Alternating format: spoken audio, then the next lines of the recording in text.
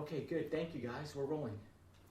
This is a Jack Kemp Foundation Oral History Project interview with Jim Mora, Jack Kemp's roommate at Occidental College and later a head coach at the New Orleans Saints and the Indianapolis Colts. Today is August 5th, 2011, and I'm Morton Kondracki. Thanks so much for doing this, Coach. When you think about Jack Kemp, what immediately comes to your mind? I think about a guy that was totally dedicated and committed to being a professional football player. You know, when you're at Occidental College, not a lot of professional football players come out of Oxy. And, you know, Jack didn't even start as our freshman quarterback at a small school like Oxy, or as a sophomore, he wasn't the starting quarterback. He didn't start till his junior year, but he always had the belief and the commitment that he could play quarterback as a professional football player.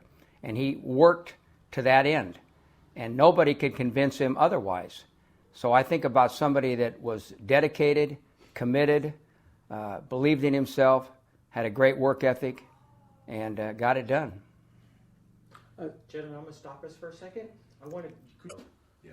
Okay, here we go. Thank you, gentlemen. We're rolling again. So how did you meet Jack Kemp? I like to tell people, see, when I went to University High School in Los Angeles, Jack went to Fairfax, and we were in the same league. So I like to tell people that the first time I ever met Jack is when I sacked him a couple times when we played against each other in high school, but that really wasn't the case. But we did play against each other, so I knew of Jack. But first time I met Jack was when we were freshmen at Occidental, and we were on the freshman football team, coached by Peyton Jordan, former Olympic track coach for the USA team. And Jack was a quarterback, fullback, punter. I was a tight end type guy, and we first met there on the football field. So how did you come to be roommates? Did you pick each other, or did you just get thrown together? No, we didn't get thrown together. We picked each other. I've thought about this often, how we all of a sudden started rooming together. We just kind of started becoming good friends, and initially, as I recall, my first semester, I lived in the dorm, but I think Jack lived at home, as I recall. And I remember, he was a quarterback, I was a receiver, that type of thing. We'd work out together. But I know I'd go over to his house sometimes, and we'd lift weights together. Jack was an avid weightlifter and all, and we just got to be buddies. And after our freshman year, I think we both lived as roommates in the same room in the ATO house, the fraternity house. On occasion, a couple of times during our career there, we got an apartment together, became roommates. So we were just really close friends, roommates, classmates, teammates, co-captains our senior year, the whole deal. So what was the basis of your friendship? Was it football, or did it go beyond football?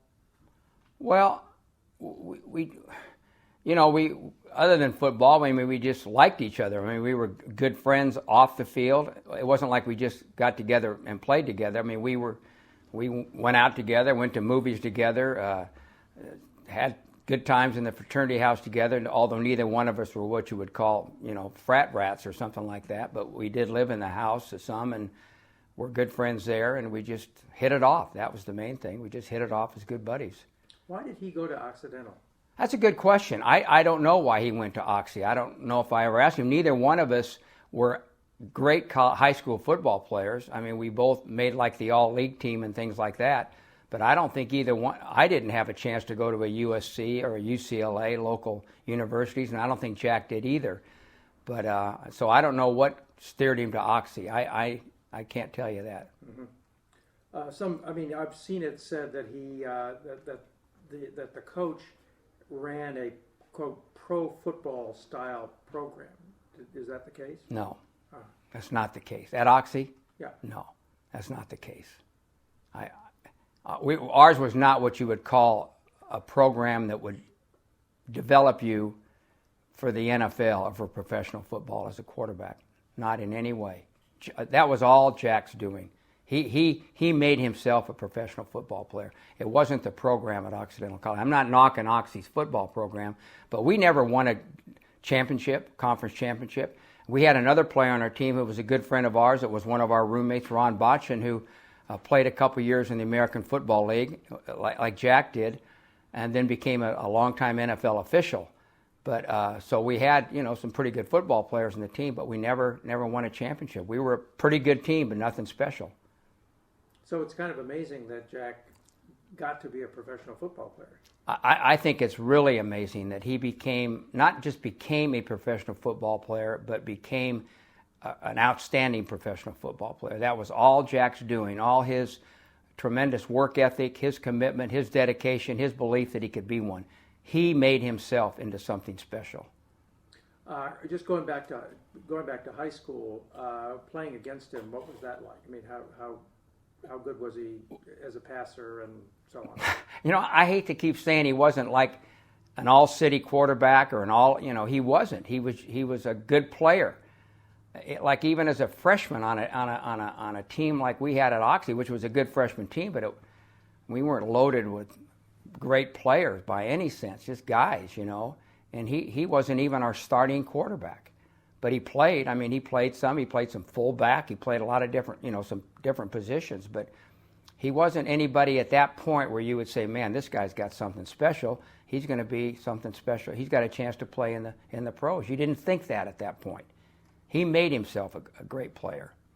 And how did he make himself a great player? With the belief that he could do it, a want to be one, play at the professional level, and a great work ethic. I mean, back in those days, lifting weights was not a big thing like it is now with athletes, and I mean all different types of sports guys. I mean, track, swimming, golf, whatever. They all lift weights to get to become better. Back then, people thought maybe if you lifted weights, it made you muscle bound or something like that. Jack was a committed weightlifter, and here's a guy. He's a quarterback. I mean, quarterbacks nowadays don't like to lift. You got your linemen and people like that doing it, but Jack, he pumped that iron and always wanting to work out and throw the ball and get better and do whatever it took to become a better player, and just was dedicated to that goal. And I think that's what made him what he was.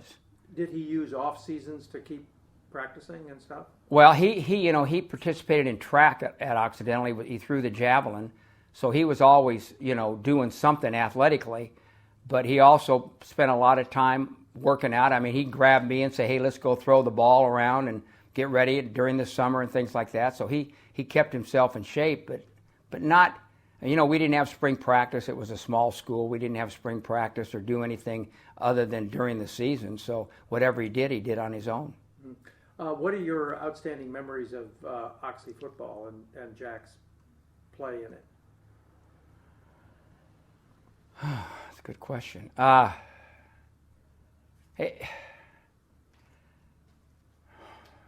Well,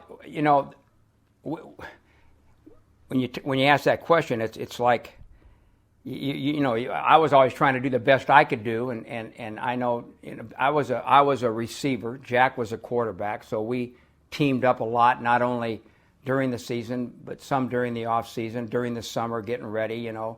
He'd throw the ball to me, things like that. Like I say, Jack. I mean, were there any celebrated games that No. He threw you a 90-yard pass or something No. like that? No. There wasn't. I mean, were you his favorite receiver? Yeah. He was a hard passer. Oh man, you mean like threw the ball hard? Yeah. I liked it. If you didn't catch it, in other words, if you didn't catch it out, I mean, if it hit you and if it went into your body, I mean, I'd come away from a workout with Jack with kind of a sore sternum because he threw the ball so hard. He was very strong, and he worked at getting stronger. He worked at building himself up. Yeah, he threw a hard pass. I mean, it was a hard pass.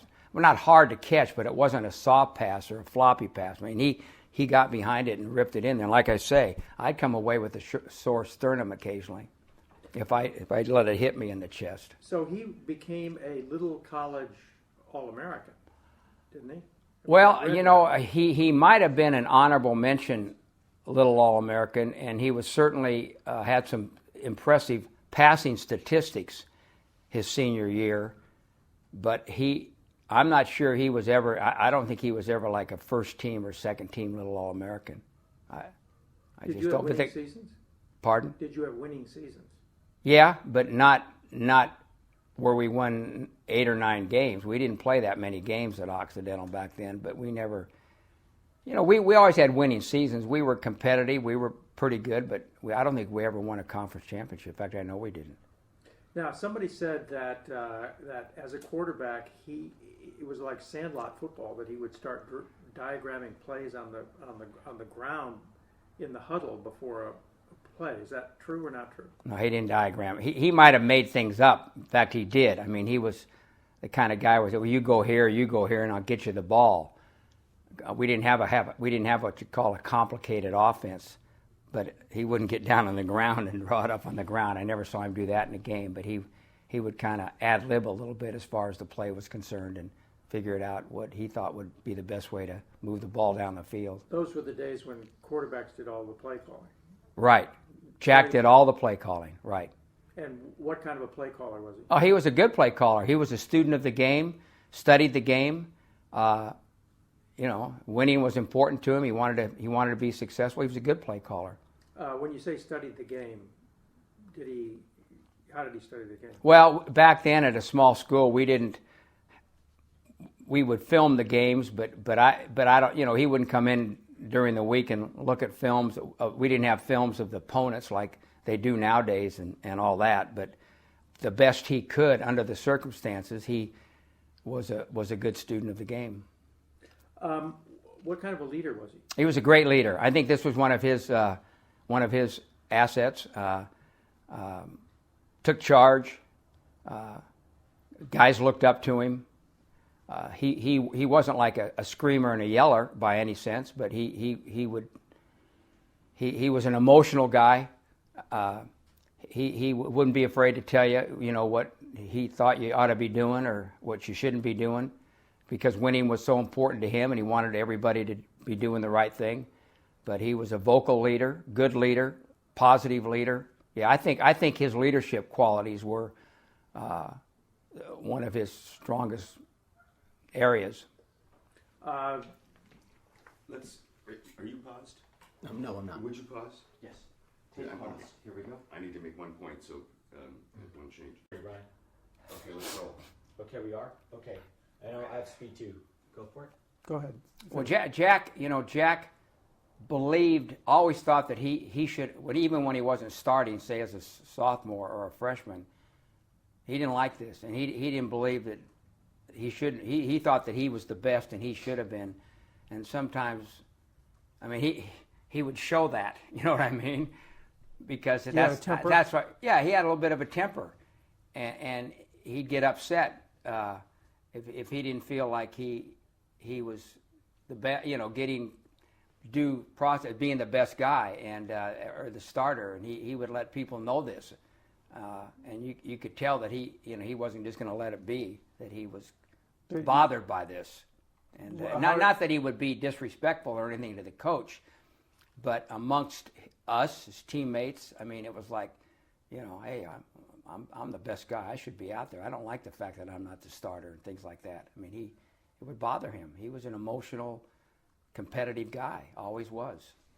And if somebody wasn't performing up to snuff, how did he? I don't remember that specifically, but I would just generally speaking, I would think that he would be upset with that person, would let that person know that he wasn't happy with what they were doing. I mean, that's the kind of guy he was. I mean, he was a demonstrative, outgoing, vocal person that would let you know if he didn't think you were doing what it took to be successful and to be a winner. How did he get along with the coach and the other coaches?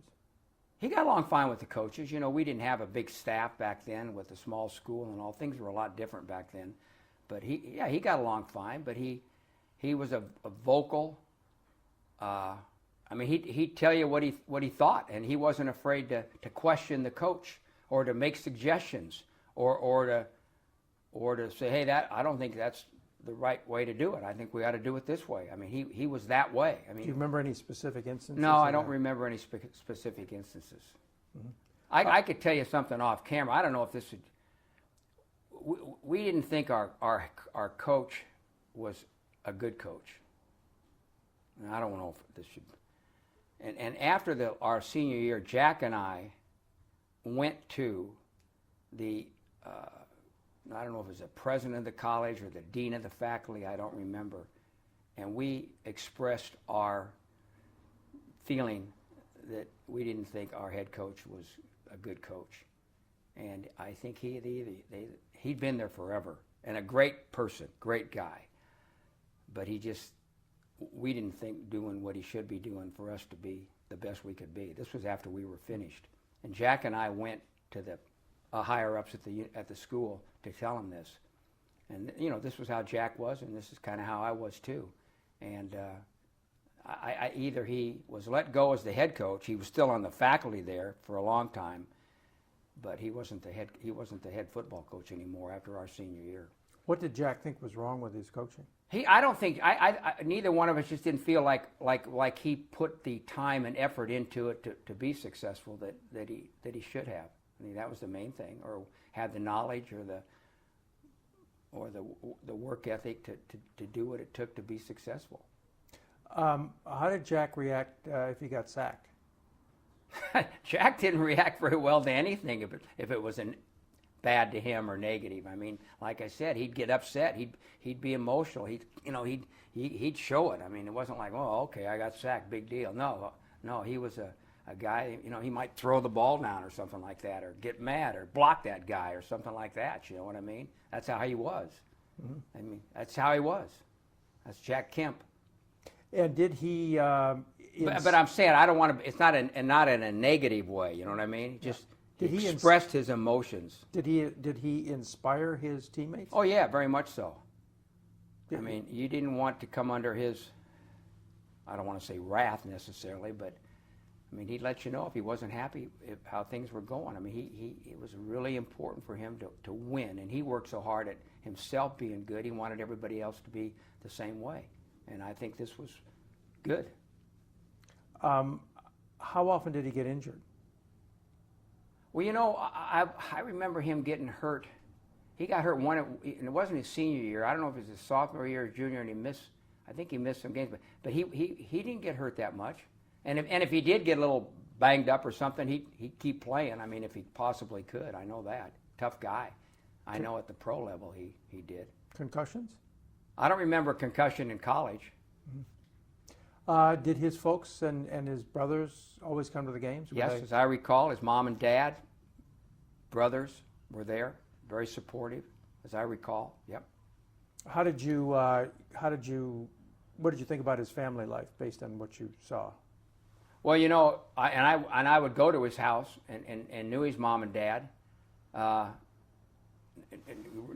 I would call basically a maybe, I don't know if an upper middle class, but nice area there in L.A. and Christian Science home, that he grew up in, but he certainly didn't practice that phase of religion. I didn't get the feeling that he was an over-religious Christian Scientist type person, What made you think that he wasn't overly Christian Scientist? Well, I don't know. He just didn't seem like a real pious type guy. He wasn't. I mean, not that he didn't seem like it. He wasn't. I mean,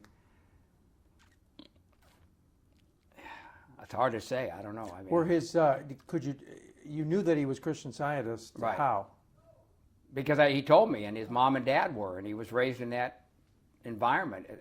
I'd go over to his house, and they had the Christian Science monitor there. You know what I mean? And I just knew he was. He told me he was. But I don't think he was a practicing Christian Scientist, where they didn't allow medical attention or whatever it was. No, I don't think that was the case with Jack, as I recall. Yeah, you're not supposed to drink and smoke and stuff like that. Well, he didn't drink or smoke. Yeah, Jack did not drink or smoke. I can't recall ever seeing Jack drink a beer. He might have at a fraternity party or something like that, but I can't ever remember him with a can of beer in his hand ever. We were pretty straight. Was he against players drinking? Not that I recall him being against players drinking, no. Jack liked to have his fun. I mean, he wasn't a stay-at-home, sit-around guy. We'd go out and have some fun, but nothing very extravagant. I know you're going to. Movies. We'd go to fraternity parties, movies. I could tell you, practical jokes, things like that. I mean, Did he pull any? yeah, Jack wasn't adverse to doing stuff like that. Do you remember any? Well, I mean, how Get the fullest story we The can fullest possibly story? get. Yeah. we used to, like, if a friend of ours, one of our other class roommates or something, had a date, we might get it, like, one of our roommates had a convertible, and he had like a cover from the end of the front seat that covered the back. What do they call it? A canvas thing that went over the back seat that covered the back seat. And he'd go out on a date, and Jack and I might be in the back seat. You know what I mean? Under the cover? Under the cover, yeah. While this guy was on his date, so the girl didn't know we were back there, so we'd be back there. You know, he might go somewhere and neck with her or something like that, but we might be in the back seat, or he'd be in. You know,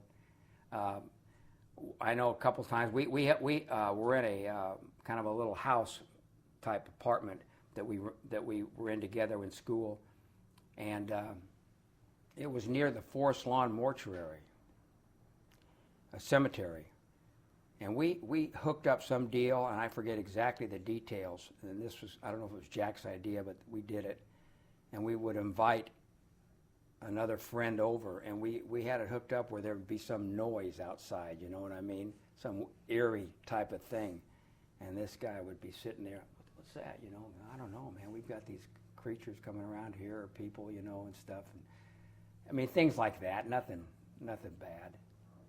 But I wonder if somebody rode a bike through the library one time. I don't know if it was Jack or not. It might have been. I don't know. I mean, he'd do crazy stuff like that. Nothing bad, but, you know, he wasn't afraid. Did he ever get in trouble for anything? Not that I recall. There's one football incident that I've seen recorded, and that is Whittier is your main rival. Well, the main rival, like the SC UCLA, the main rival was Occidental Pomona. Okay, but Whittier always had maybe the best team in the league, so that was the team we wanted to beat. And George Allen was the coach. George Allen was the coach at Whittier when we were at Oxy. So is there this incident where George Allen is screaming at you and Jack Kemp from the sidelines? He might have been. You don't remember that? No. Okay. So was Jack Kemp, would you say, mature for his age, or immature, or ordinary? Ordinary. Mm-hmm. What kind of a student was he?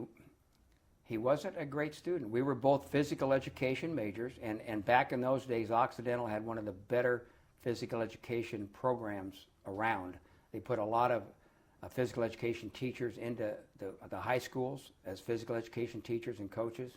We had a department head by the name of Carl Trebe. He was an old German guy, not old, but he was a German guy, very disciplined, and had a great reputation for that department. And we were both majors. And he was I would say, not a great student. It surprised me a little. Well, he even in his other classes, he was, I would say, an average student.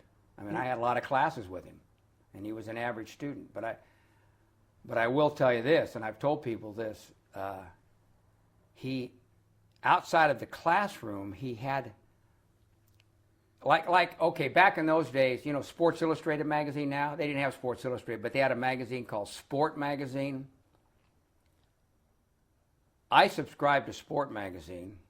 Jack subscribed to U.S. News and World Report. So I knew right then that our careers would probably take a little different path. You know what I mean? And he had an interest in what was going on outside of sports, you know, politically, economically. I mean, it was there. Not that he was did it all the time or that it was obvious, but it was there that he had more of an interest in what was going on outside of football or class or whatever than maybe some of his close friends did.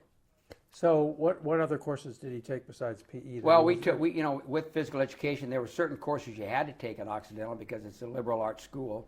Your first 2 years, you had a lot of required courses, history of civilization, things like that. We had to take we took biology and anatomy and things like that as a physical education major. You had to take a language, you had to take religion course back then, and we basically, pretty much took the same curriculum, he and I. So we were in a lot of classes together. Was he a great student? No. Was he a good student? Yeah. Did he work at it? Yeah. Was he a bad student? No, he wasn't a bad student, but he wasn't back in those days, I wouldn't have predicted that he would have did what he did politically in his career.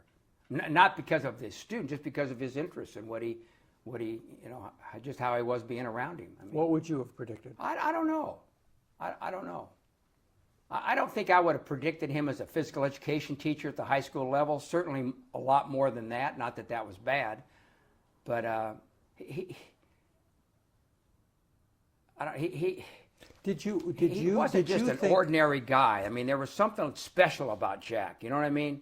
He wasn't just like a guy. There was always, maybe it was leadership qualities or whatever, but he was always somebody that you knew that he was going to be successful at whatever he did, and it was going to be maybe beyond the ordinary. I always had that feeling about Jack.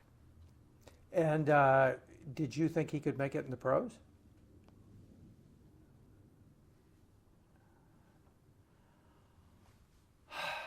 That's a good question, because knowing his work ethic and commitment, I wouldn't say I didn't think he could make it, but I thought it would be a huge long shot.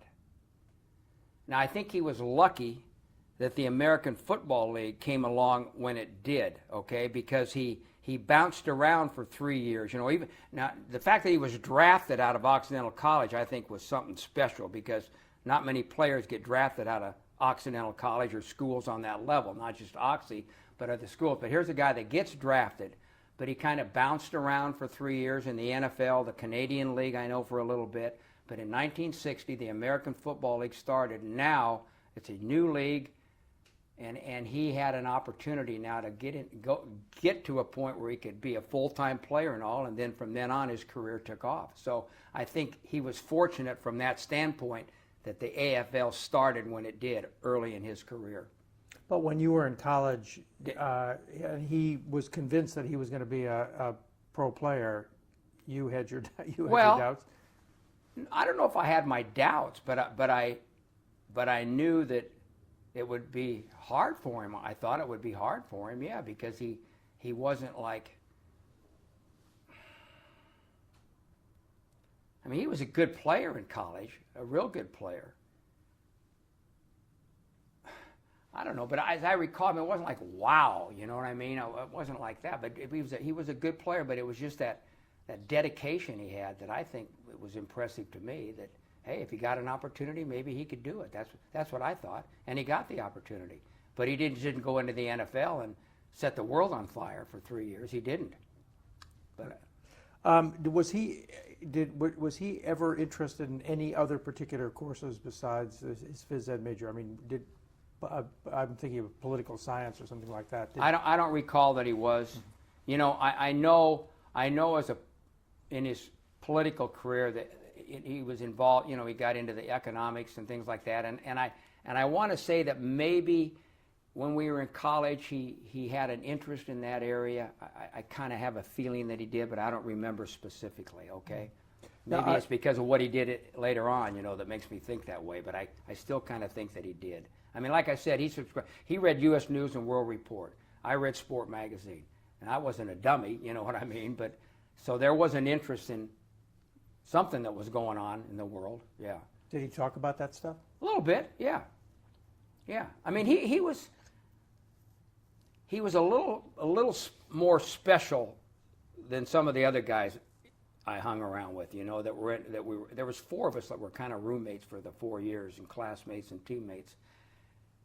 And Jack's interests were a little bit out of the ordinary from a standpoint of what we were interested in. Who were your other two roommates? Ron Botchin was one. I don't know if you know that name. And Nick Rodionoff were two. Rodionoff? Rodionoff, Rodionoff.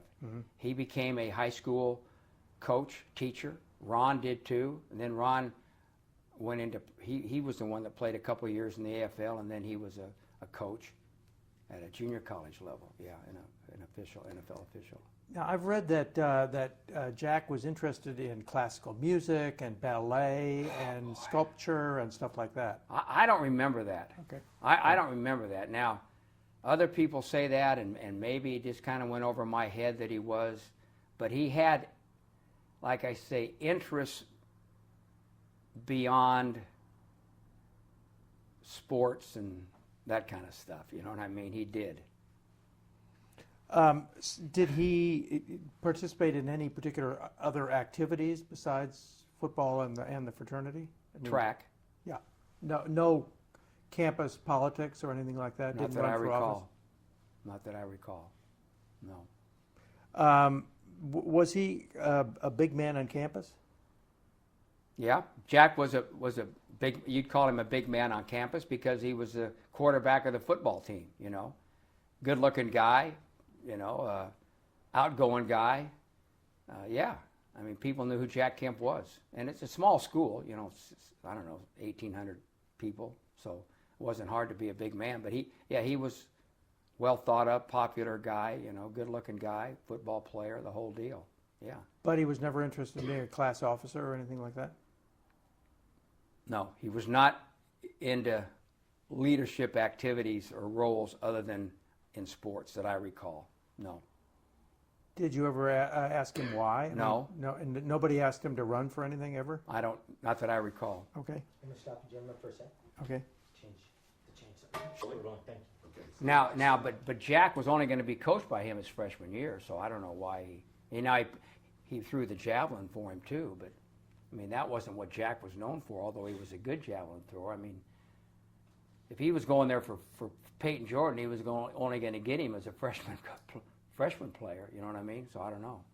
But I know Jack and Peyton had a pretty close relationship. We're not rolling, are we? Oh, we are rolling. Okay. Okay. So I don't know. I'm not looking at you, but okay. I So- didn't know we were rolling. So, what was the importance of Peyton Jordan to Jack Kemp?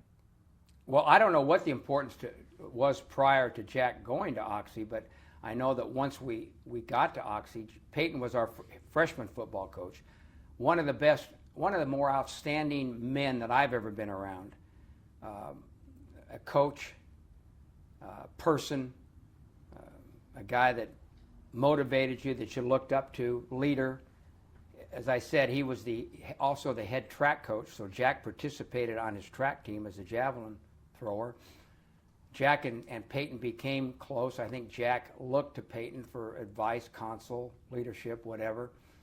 Peyton eventually left Oxy and went to Stanford as the head track coach and became the USA head track coach for one of the Olympic teams. I forget exactly what year it was, but a wonderful guy. In fact, a few years ago, Jack was in LA. I was living in the desert where I live now, and Peyton Peyton Jordan lived in Santa Barbara, and Jack came up. Jack stayed in contact with Peyton Jordan through the years, and Peyton Jordan was the kind of guy that would stay in touch with us, write you a nice note or a nice letter if you did something good or he read about you in the paper or whatever. And Jack got the idea for Jack and I and Ron Botchin to drive up to Santa Barbara and visit Peyton and his wife. And Peyton had been diagnosed with cancer, which he eventually succumbed to a few years ago. But I know the three of us drove up to Santa Barbara and spent a day with Peyton and his wife, Peyton Jordan and his wife. And I know they had a very close relationship, Jack. And I think a lot of it was Jack's. Well, Peyton was good about keeping in touch with you, but I think Jack did a good job of keeping in touch with Peyton Jordan, too. Outstanding individual, one of the all-time greats, in my opinion. Do you think that he recruited Jack to Occidental? I don't know that. I don't know the answer. I don't know if he did or not. But I know that, again, if Jack would have wanted to play for Peyton, it had only been as a freshman. And I don't think Jack was our starting quarterback as a freshman. So I don't know. How did Jack not become this is a freshman team, right? Yeah, we had about 20 guys on the team. Huh. And Jack didn't start as a freshman. Not as quarterback. Our starting quarterback, I remember, was a guy by the name of Chauncey Pa, who was from Hawaii. But Jack played. I mean, I think he played some fullback. He punted. He did things like that. He might have played some quarterback, as I recall. Did you play 60 minutes? Yeah. Defense back too? in those days. Yeah. He probably. Yeah, as I recall, Jack might have played defense too. I was too worried about myself to. He had an MG. Oh man, did I love that MG? He had a little MG. I think it was red. And ever since those days, I've always wanted an MG because I loved that MG. And we used to go down to Hollywood and drive down the main drag, whether it was Sunset Boulevard or Hollywood, I forget. We'd go down there like on a Friday or Saturday night, and maybe 3 of us would hop in that MG if we could fit. And we'd drive down the top down and everything, and Sunset Boulevard or Hollywood Boulevard. But he'd fly around that MG. I loved that MG. How could he afford it? Don't ask me. I don't think his parents did okay. I mean, he lived in a nice house, and I think his dad, not sure exactly what he did. But I mean, I was over there a lot, and I don't know.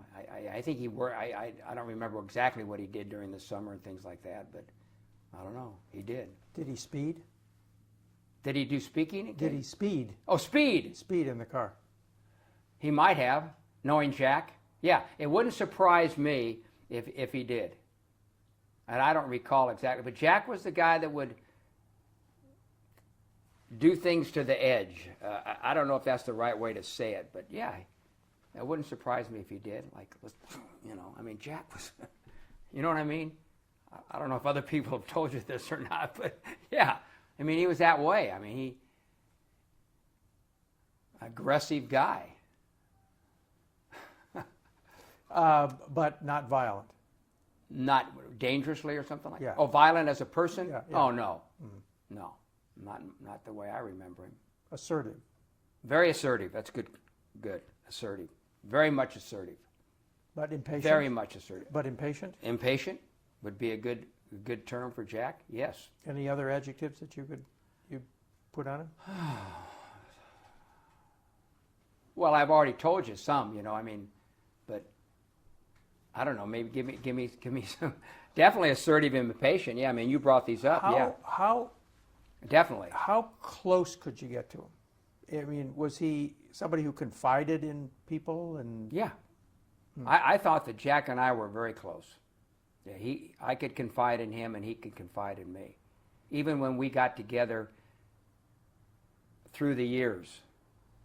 And the last time we were together, other than when Ron and I went back to see him when he was ill, right before he passed away, we had our 50-year reunion, college reunion at Oxy, and we spent quite a bit of time, over a period of a couple of days. Connie and I stayed at the same hotel as he and Joanne over in Pasadena, and I remember we got in my room and the girls were doing something, and we sat there and told old war stories for 2 or 3 hours, I mean, yeah, I never felt like I couldn't get as close as I wanted to Jack, or I'm sure he felt the same way about me. We were close friends, and stayed that way through the years. How I remember he called me. He called me, and I remember him calling me like it was in January or February of the year he died in May. I know, I think it was May. But he called me. He said, "Hey, Jim, I got bad news." I said, "What's the bad news?" He said, "I got cancer, and it's terminal." And he said, "I don't know where, it's going to be months, a year, or whatever, and here's what it is." I remember him calling me and telling me that. And he says, "Would you tell Ron and Nick and some of these guys that what's going on?" How often did you talk to him after you graduated? Well, not a lot, but I'd run it. He always had these Super Bowl parties, and if I went to a Super Bowl when I was coaching in the NFL, not playing in it, but coaching in it, but go down there, for the game, and a few days beforehand, we'd go to the parties.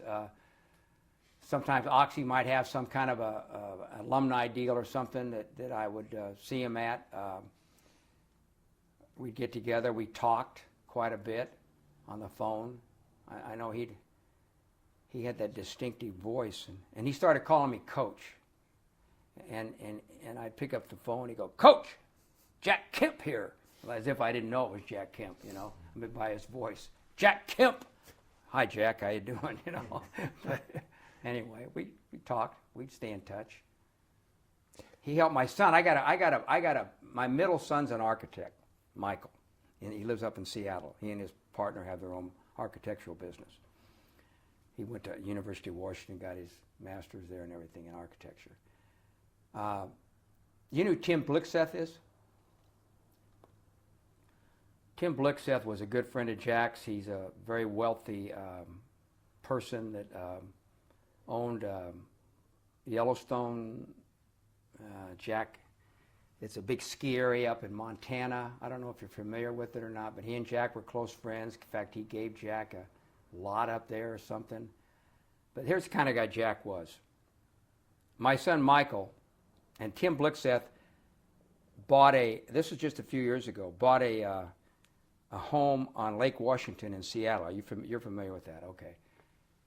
And he was looking for an architect to do a remodel on his home. And somehow my son Michael found out that Tim was looking for an architect, okay? So, and he knew that, my son knew that Tim knew Jack. So Mike, my son Mike, called me and says, "Hey, Dad," he says, "maybe you could call Jack and put it, maybe he could put in a good word for me." I called Jack on the phone. I said, "Hey, Jack," I told him what was going on. He said, "I'll call Tim." He called Tim. Tim hired my son to do the job. Now, they haven't done it yet because Tim keeps changing his mind and stuff, but they're going to do it. I mean, within a matter of days, Blixseth was talking to my son and decided to hire him to do the job. I mean, that's just how Jack was. Blixseth's a multimillionaire guy. He was a political backer of Jack's, or might have been. Yeah. So now look, you are probably the closest person to witness the courtship of Jack Kemp and Joanne Main. So tell me about how that unfolded. Well, Joanne was one of the better looking. Oxy wasn't known for its beautiful co-eds. Still isn't, probably. A lot of smart ones, but Joanne was an attractive gal. Jack certainly was one that wasn't going to go out with anybody that wasn't good looking, attractive. I mean, that's how he was, He wasn't going to settle for anything less than something pretty darn good, which Joanne was. She was in a sorority there. Jack wasn't a big ladies guy by any sense, but he liked to go out. In fact, I was going with a girl from my high school, and Jack and I double dated with one of her friends from my high school, and they were still in high school. He was an aggressive, hard to get along with sometimes, Jack was. I think about some of these things as you ask me these questions. But assertive, that's a great, impatient, those are great terms for Jack Kemp. Trust me, in a positive way. In what way was he hard to get along with? It's just, he was particular. He was, if he wanted something and he couldn't get it, it would upset him. He was aggressive. I mean, all these things. He just... Did he slam things around? I don't remember him doing that. But okay, say if he saw a girl that he wanted a good date, he's going to go after her. He's not going to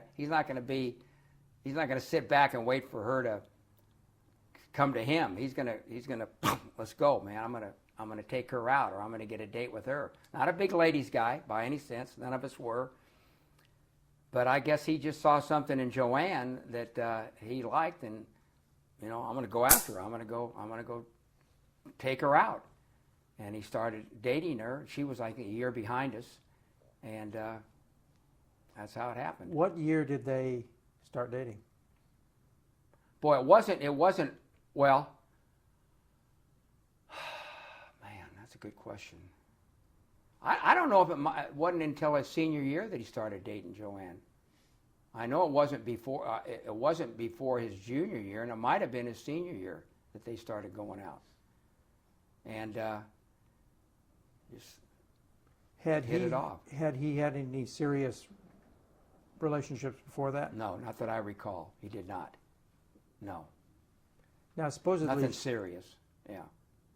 Now supposedly she dated a bunch of other athletes. Okay, I don't know Before- that. I don't know that. I don't recall that. So do you know how they met? Well, I don't know if it was the particular incident where they first met. I'm assuming that Jack just saw her on campus, or maybe it was at a party or function or something, and she was an attractive, excuse me, she was an attractive gal and a sharp gal. He says, "Hey, this is somebody I would like to meet and date." That's what I would assume happened, as I recall. I don't remember any particular incident where they met or hooked up or something like that. Just started taking her out. So he must have reported to you on how it was going. Well, I don't remember You were that. his roommate. I know. I don't remember any discussion about Joanne. I really don't. So at what point is it obvious that they're going to get married? I don't think that happened until after we got out of school.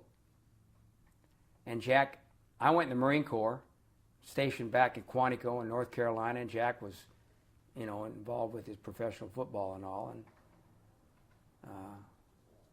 all of a sudden, I found out they were going to get married. He was in my wedding as an usher. I wasn't in his wedding because I was in the service and all that, and we couldn't do that. But I know he was in my wedding. He was one of the ushers. But I wasn't able to go to his wedding because of my commitment to the Marines. So they went together steady his senior year? I think so. Mm-hmm. I mean, I don't remember exactly. This is the era, when fraternity guys gave their girlfriends pins and stuff. I can't see Jack doing something like that, giving her his pin. I don't even know if he had a pin. He wasn't much of a frat boy. He wasn't a frat guy. No, he was not. Although we lived there on occasion, he was not a frat guy. Not in any way. Do you remember him ever having any doubts about his connection to Joanne? That, or think that this is going too far too fast or something like that? I do not recall that. So I don't know if it went too far too fast, Did it go too slow? I don't know. I don't remember. So do you remember who pursued who? I knowing Jack, I'm sure Jack pursued her. Yeah.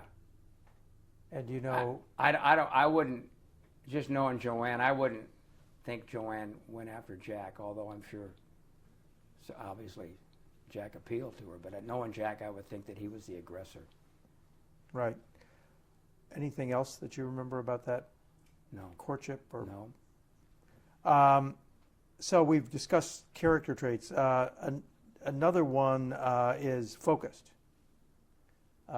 Jack is famously regarded as being totally focused on whatever he wanted to accomplish. Definitely. And again, my recollection of Jack when you talk about focus would be his athletic career, his football career, the focus of being the best he could be and the focus of eventually playing at the professional level. He just always believed that he could do that. Even though he was a quarterback from Occidental in an average football program, small school, I'm going to focus on doing what it takes to become one. Did he model himself on any particular football hero? That's a good question. I don't know. Yeah. Do you? What kind of changes could you see over the years in Jack? The change I saw in Jack was he became more of what I would call a politician. Jack, now this might be a little bit negative, okay, but I'm going to say it anyway. Became more image conscious. than what I knew him in college. Sometimes Jack, say and I are talking like you and I standing there. Oh yeah, and I never got. Sometimes I get, say we were at a function or something. I get the impression that Jack wasn't just focused in on me. I mean, if he saw somebody and he might be talking to me, but he's looking over here, but he was concerned more about his image, and to me talked more like a politician might talk, and not just buddy to buddy or friend to friend. You know what I mean? I don't know if I'm making a point here, but and it bothered me a little bit, but I'm thinking, that's Jack, no big deal. And Ron, our friend Ron Botchin, I mean, he felt the same way, that he, it wasn't like we were back in college and shooting the bull with each other. Jack was worried about other things, Was he? And I don't want that to be too negative. I don't know if I'm making a good point here, what I'm talking about, but we always said, yeah, now he's a politician, So did he become more distant? No. More careful? How? No. No. Not more distant or more careful. No, no. I would say no. Just worldly, would that be a good word? I don't know. Just and that maybe that just came with the job, with the territory. I'm sure that's what I thought. Yeah, hey, that's how he is now. But he was always, fun to be around and good, and I mean, it wasn't like he was not pleasant to be with, or I didn't enjoy being with him. I just felt like he had a lot going on in his life, and it was important for him to have a good image and all that kind of stuff, and people, how he felt about people. I never felt like sometimes when we were together that he was just locked into talk. I mean, he had other things on his mind, you know what I mean? Other people that he wanted to talk to, or if we were at a function with people around. He was a politician. This is like at the Super Bowl gatherings. Yeah. But he was friendly, and we were friends, and he was hospitable and caring and all these kind of things. But he was going to talk to everybody, which is okay. Yeah, it didn't bother me. One other question about how conscious was he of his personal appearance, physical appearance? Very. Oh, okay. Very vain. Jack was very vain. Again, and in a way where I could kid him about it. And this is, I think, one of the reasons, his hair, he always wanted it, how he had a nice hairdo anyway, but he always, that was important to him. But I think this is one of the reasons he lifted weights, to make himself look good. He'd pass, we'd be walking down the street, and if he passed a window in a store, he's going to check himself out. I mean, this was noticeable, okay? One time during spring break, when you were living around in Southern California, during spring break, you'd either go to Balboa, or are you familiar down there in Newport Beach, or you go to Palm Springs. In fact, one year we did both. We hopped in his car, I forget whose car it was, one's the MG, there was 3 or 4 of us, and we went to Palm Springs for a couple of days, and then we went to Balboa. But we went to Palm Springs, and we were staying at a motel where some of the girls that we knew were also staying there. And it was in the late afternoon, evening, and the girls were out at the pool. And we just got there, and we were going to put our bathing suits on and go out. Well, Jack hops down on the floor and does some push-ups because he wanted to pump himself up, seriously, and look good for the girls. You know what he was? He's down there doing the push-ups and stuff like that. Now we go out to the pool. And he was a vain guy. That's one thing I remember about Jack Kemp. I mean, it was important for him his appearance was important to him. Did he stay vain his whole life? I think so. I wasn't around him enough, his whole life to know that, but I think that was always important to him. Were you surprised that he had a crew cut for much of his football career, and then he becomes a politician, and all of a sudden he grows his hair long. Maybe that's how he changed. He became a politician. Not many politicians with crew cuts. Right. So did you talk to him during these days? Let's walk through his career a little bit. In those days when he was getting cut from team after team after team, did you talk to him? A little bit. And how did he take that? I don't remember exactly how he took it. Whether it bothered him, I'm sure it bothered him. I really can't answer that question. Mm-hmm. Yeah. So he gets to the Chargers, and he's working for Sid Gilman. How did he get along with Gilman? I think he got along great with Sid Gilman, as far as I know, because Sid was a true professional, and I think a knowledgeable guy, offensive guy, innovator, passing game, and of course Jack being a quarterback and the leader of their team.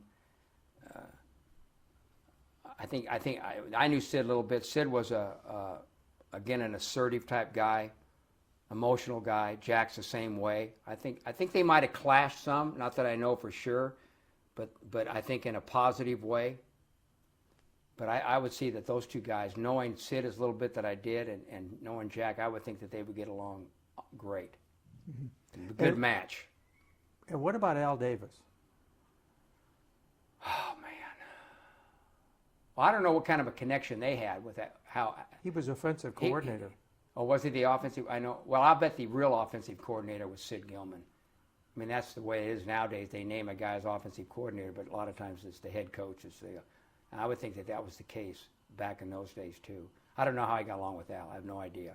But I would think that any coach would have a great respect for Jack because of how badly he wanted to play and how important it was for him and the work ethic that he had, but also a guy that would not be afraid to question you, come up with new ideas on his own, that type of thing.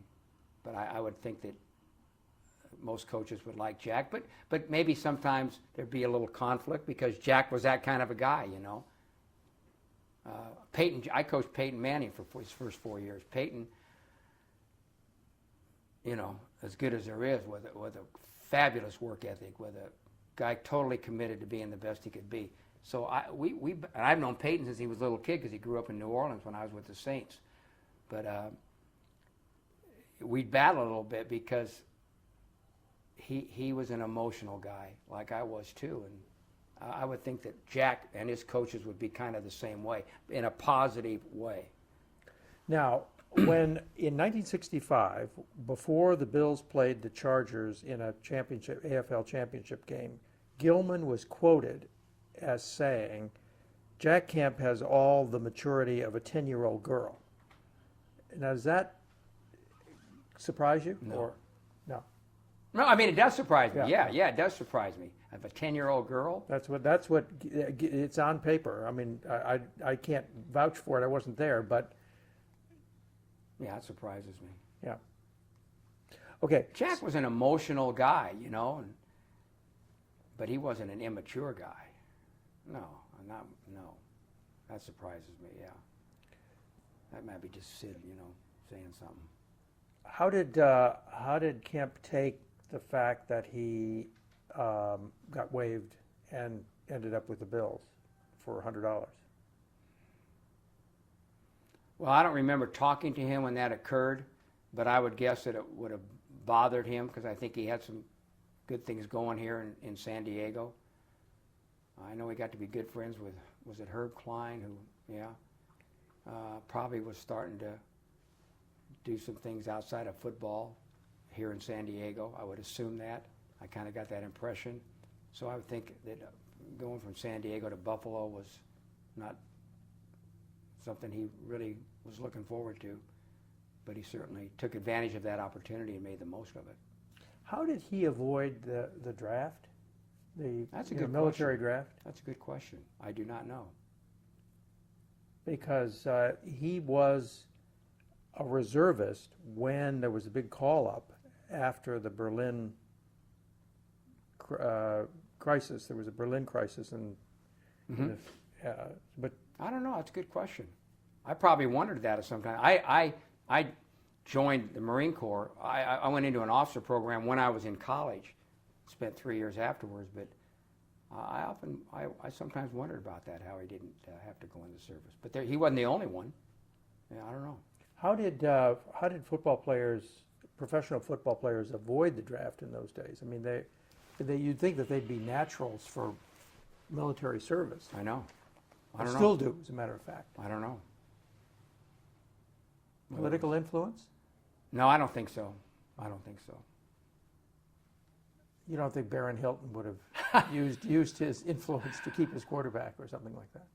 I don't think so, but it's possible, I guess. What do you know about his relationship with Lou Saban? I didn't know Lou.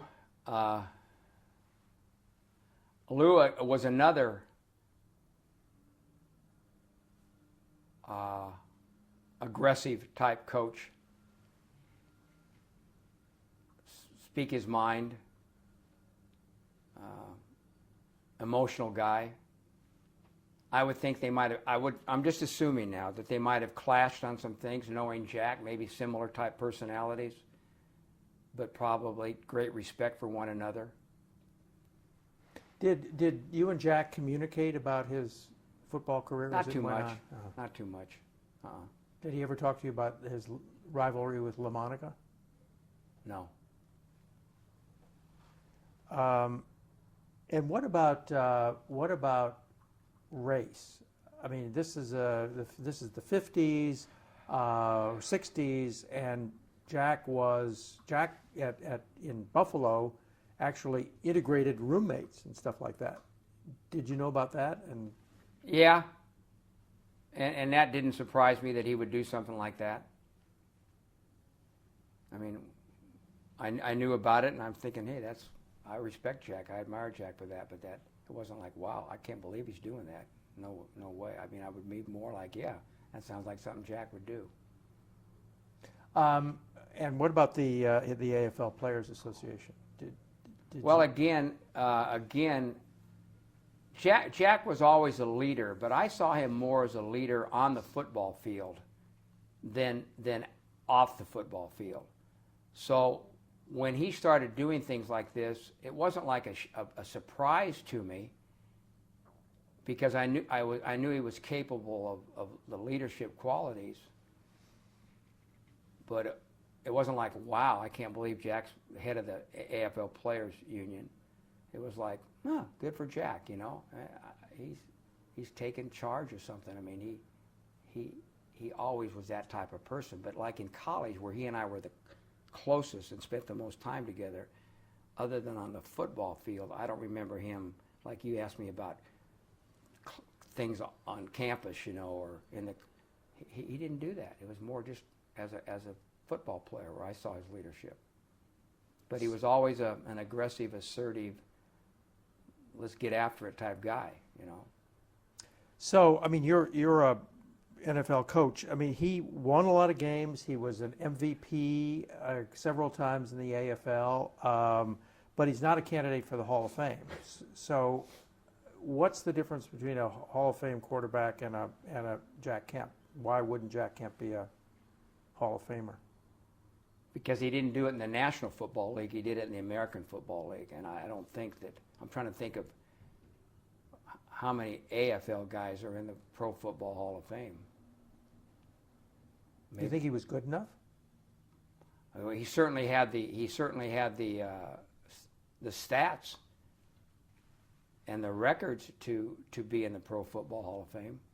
Some of that is political too, getting in the Pro Football Hall of Fame. I mean, there's people that I think maybe deserve it, coaches and players that aren't in it, and maybe some that are in it that maybe don't have don't deserve it as much as somebody that's not in it. I think there's some of that in, as far as the Pro Football Hall of Fame is concerned, some. But Jack would be definitely be a candidate, in my opinion. I don't know. I think it's the fact that he did everything as an AFL player and never as an NFL player. Had the AFL and NFL would have merged during Jack, say, the height of his career and he would have gone into the NFL and done some of the stuff he did in the AFL, he'd probably be in the Hall of Fame. Mm-hmm. But I think the fact that it was all done in the AFL, that's why he's not. But he was a great I'm gonna quarterback. Stop you guys for a second. Yeah. I have to change something. Okay. Get along with him. I could say that, I Okay. guess. All right. He wasn't the easiest guy to get along with. Okay. Yeah. Yeah. Please. Okay. We're going. Okay. Go. Well, Jack, you know, and again, we were closest in college, but he wasn't the easiest guy to get along with because of his, I want to say maybe aggressive personality or impatient personality. He could be, he wasn't the most cordial, easygoing. He wasn't that. That's not Jack Kemp. What were the issues? I don't know. I don't remember the issues. You're not you know. moving fast enough, or what? I don't know. Sometimes Jack had his own agenda about things, you know, and he was going to do his things his way and do what he wanted to do, and if he didn't do them, okay. But he was a good guy. Don't get me wrong. We were best friends and a good guy. Nothing bad. It's just his aggressive personality. Just back to the quarterback issue. I mean, do you think he was a great quarterback as a pro? What's great? Well, no. Was he a Joe Montana or a Terry Bradshaw or a Dan Fouts? I think as far as the American Football League, and I had a great amount of respect for the American Football League. I think it was better than people gave it credit for. He was great for them. Would he have been great? Say you take the Jack Kemp then and put him in the NFL today as a quarterback, would he be great? I don't know. I don't want to say yes or no. But he was a great quarterback in the American Football League. Yes. Can you see anything that he took from sports into politics? Any characteristics? Any? Yeah, I think his the leadership qualities, the work ethic, the study, the intensity, leadership, all those things. I think definitely there was a great care. I could see the carryover from what I knew about him as a football player and as a politician. What part did you play in his political career? None. No, I had nothing to do with it. I voted for him. Did you never campaigned for him, or No, never campaigned for him. did you support him? Oh yeah, very much so. Do you think he would have been a good president? Yeah, I think he would have been a great president. I really believe that. Yep. I was disappointed that he never got that opportunity.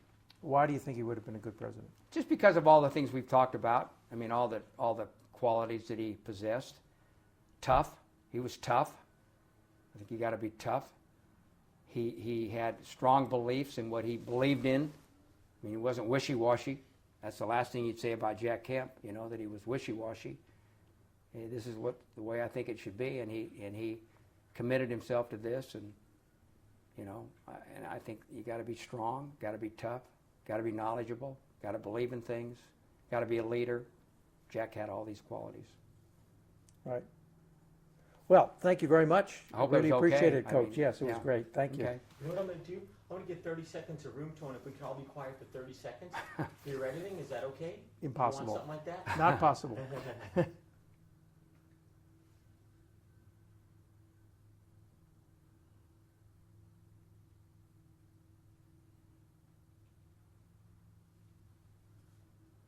Let's make it 20.